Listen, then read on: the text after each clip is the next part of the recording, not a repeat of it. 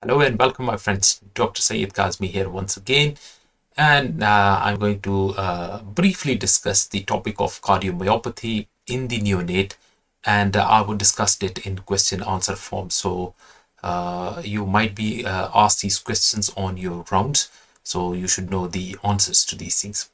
So if you are given a case of cardiomyopathy in the neonate, please keep it in mind that cardiomyopathy is diagnosed on echo findings. So in a moment, I will go through the echo findings as well. But keep it in mind that if you get a cardiomyopathy case and you are there in your morning rounds, somebody asks you what would be your further steps in the management. So once you have made a diagnosis of cardiomyopathy in a newborn, that warrants a full genetic, metabolic, and infectious disease evaluation. It's very important. Once you've got the cardiomyopathy, you need to find the reason. So you have to do a metabolic screen. You have to look into the genetic windows as well to see if there are any genetic reasons for them and some of the infectious causes as well. So remember, if somebody asks you how many types of cardiomyopathy are there are three types of cardiomyopathy, which is the dilated cardiomyopathy, the restrictive cardiomyopathy, and the hypertrophic cardiomyopathy. So let's start with the dilated cardiomyopathy. So in a dilated cardiomyopathy, what you would find is that there's a big heart shadow on the chest X-ray, and obviously the echo gives you the diagnosis. But on echo, what you would find is that there is a globular left ventricle. So the left ventricle is globular in shape and has got the right ventricular size is also globular, and it's poorly contracting.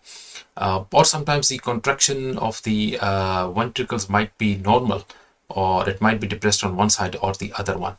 It might be associated with the endocardial fibroelastosis, but that's usually is diagnosed on a biopsy, which is normally not done. So dilated cardiomyopathy would be a dilated heart with poor contractility. Then the second one is hypertrophic cardiomyopathy. In hypertrophic cardiomyopathy, you might see a marked left, usually it's mostly on the left ventricle size, or sometimes even biventricular hypertrophy with either a normal or hyperdynamic systolic function. And you also might find a presence of asymmetrical septal hypertrophy, especially towards the left ventricular size. And because of that, the left ventricular cavity is quite small, and because of that, the ventricular filling is impaired by diastolic relaxation abnormalities. And the third thing, which is a bit rarer than the other two varieties, is the restrictive cardiomyopathy. So restrictive cardiomyopathy, you usually get a normal ventricular size and normal contractility, but there is problem in diastolic filling. So there is abnormal diastolic filling, less diastolic filling. Because of that, less blood is then pumped out.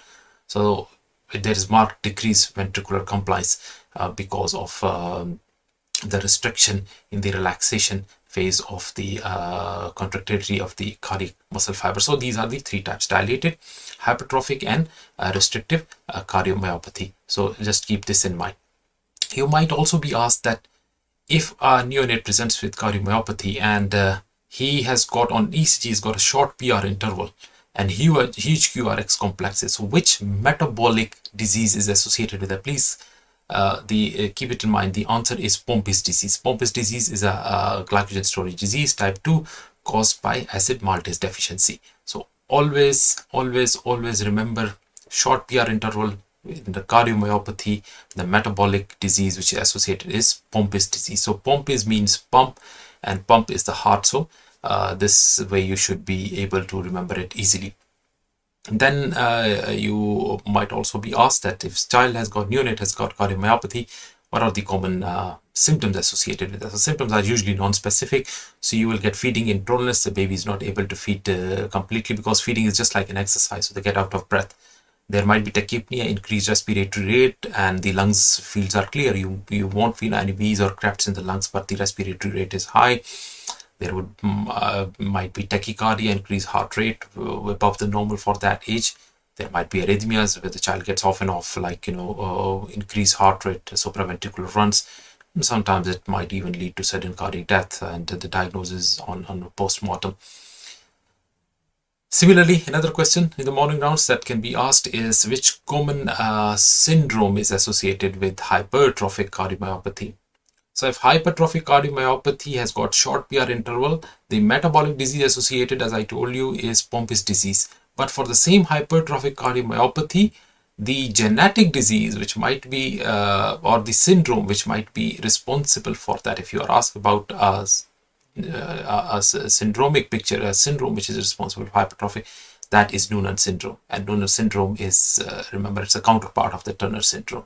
So if a child has got Turner syndrome like features, but the karyotyping is normal, it is 46XX or 46XY, then you should be considering Noonan syndrome, and that is associated with hypertrophic cardiomyopathy. 10% of the cases might be of the Noonan syndrome might be presenting with this thing. Common causes of dilated cardiomyopathy. Dilated cardiomyopathy can have many causes. Most commonly, it's myocarditis or some of the neuromuscular disorders.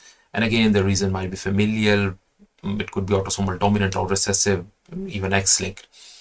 So, inborn error of metabolism could be one of the reasons. Exclusion, Barth syndrome, carnitine deficiency can also cause dilated cardiomyopathy. Some of the mitochondrial disorders can also cause dilated cardiomyopathy. So that's why, because of this wide variety of the reasons that can cause dilated cardiomyopathy, genetic and metabolic consultation should be considered early. So if you ask what would be the next step after considering these things, genetic and metabolic consultation. So these are the few questions which might be asked you in the morning rounds, especially if you are working in a neonatal unit and you come across a baby who has got cardiomyopathy. Hope you have liked this video, and if you like my videos, then share it with your friends. If you haven't subscribed, do subscribe. Give me a thumbs up, and if you've got any questions, you can put it down in the comment section below and I'll get back to you with the answers. Thank you very much and have a good day. Bye bye.